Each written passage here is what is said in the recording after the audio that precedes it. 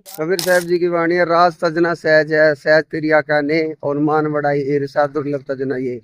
तो ये वाणी जो है इस शिवांश नारायण द्विवेदी और हिमांशु जोशी जैसे अज्ञानियों पर बिल्कुल फिट होती है, क्योंकि इन लोगों के अंदर मान बढ़ाई का भूत सवार है और ये समाज को ऐसी ही उल्टी सीधी बातें बोलकर संत रामपाल जी महाराज के खिलाफ भड़काने लगे हुए हैं।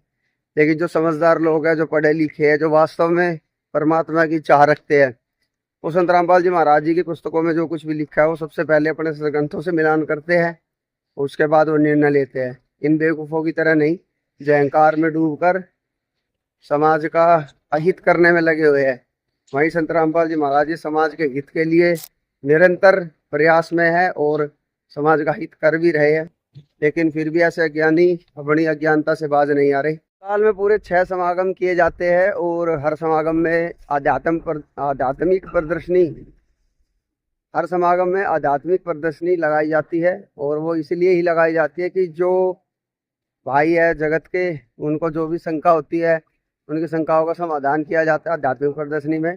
तो ऐसे में शिवांश नारायण त्रिवेदी और हिमांशु जोशी को भी हम यही कहेंगे कि भाई आपकी जो भी शंका है उसका समाधान करवाने के लिए आए सतलोक आश्रम धनाना में, या जो भी आपके नज़दीक जो आश्रम पड़ते हैं उनमें आए और आध्यात्मिक प्रदर्शनी में आए। आपकी सभी शंकाओं का समाधान किया जाएगा, क्योंकि आध्यात्मिक प्रदर्शनी में सभी ग्रंथ मौजूद होते हैं और उन्हीं ग्रंथों के आधार पे आपको प्रमाण दिखाए जाएंगे, आपकी सभी शंका का समाधान किया जाएगा। क्योंकि आप लोग शंका का समाधान करवाना नहीं चाहते, आप समाज की भलाई नहीं चाहते, इसलिए आप संत रामपाल जी महाराज जी के द्वारा जो लिखी हुई पुस्तक है उनको अपने सदग्रंथों से मिलान नहीं करते।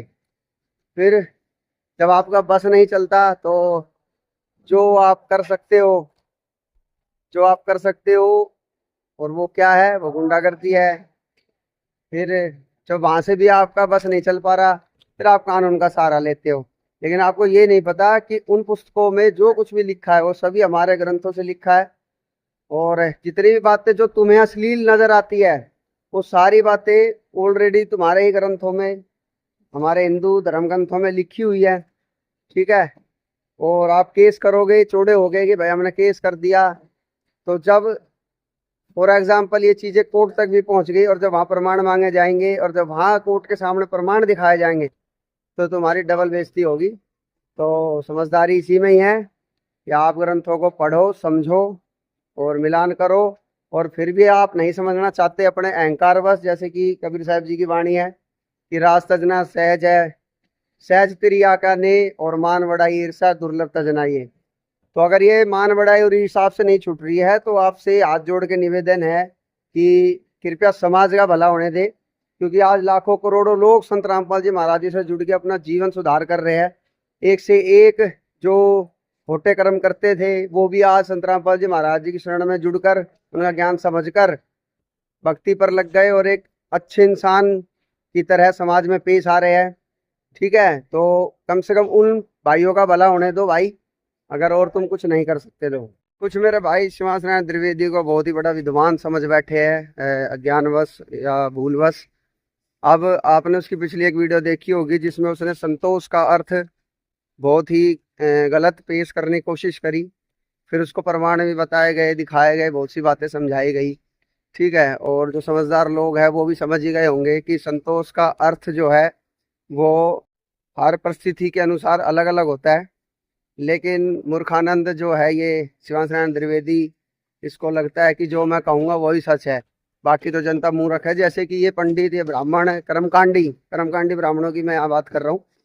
ये सोचते हैं कि समाज आज भी 80 के दशक का, 90 के दशक का है या उससे पहले के दशक का है, जहाँ अशिक्षित लोग ज़्यादा हुआ करते थे और पढ़े लिखे तो ये खैर अपना आपको शुरू से ही मानते हैं और आज भी मानते हैं।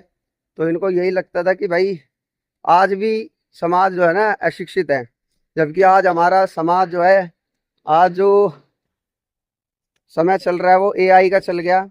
अब अगर किसी भाई को संस्कृत ना भी आती हो, अगर हिंदी के भी अर्थ समझ में ना आते हो, तो एआई बहुत अच्छी तरह उसकी मदद कर सकता है और ऐसे ज्ञानी की जो पोल है वो भी खोल सकते हैं। ठीक है।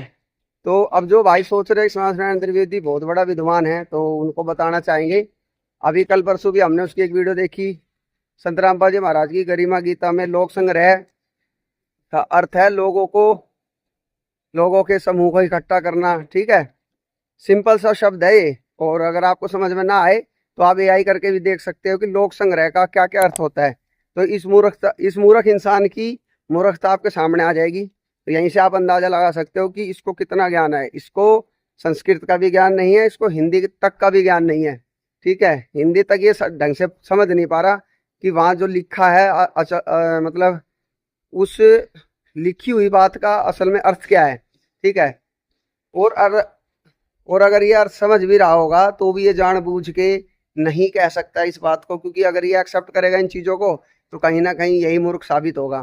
ठीक है, तो उन भाइयों से मैं यही कहूँगा कि जो इसको ज्ञानी समझ रहे हैं तो इसको लेके आए सतलोक आश्रम धनाना धाम में। हम सभी भाई इसका तहे दिल से स्वागत करेंगे। और बहुत से भगत है हमारे, जिससे मर्जी ये चर्चा कर लें यहाँ बैठ के, क्योंकि सभी ग्रंथ जो है वो मौजूद रहेंगे। तो सभी से पुनः निवेदन है, इस अज्ञानी की बातों में ना आए, अपनी खुद की बुद्धि विवेक का इस्तेमाल करें। जिस गरिमा गीता को खोल के ये अज्ञानी बैठा है और इसके समझ में नहीं आ रही, मैं आपसे अपनी तरफ से निवेदन करना चाहूंगा कि उस गरिमा गीता को आप स्वयं पढ़े। एक तरफ गीता रखे, एक तरफ गरिमा गीता रखे, पढ़े समझे, तब आपको समझ में आएगा संत रामपाल जी महाराज जी ने कितना अनमोल ज्ञान उस पुस्तक के अंदर लिख रखा है। ठीक है।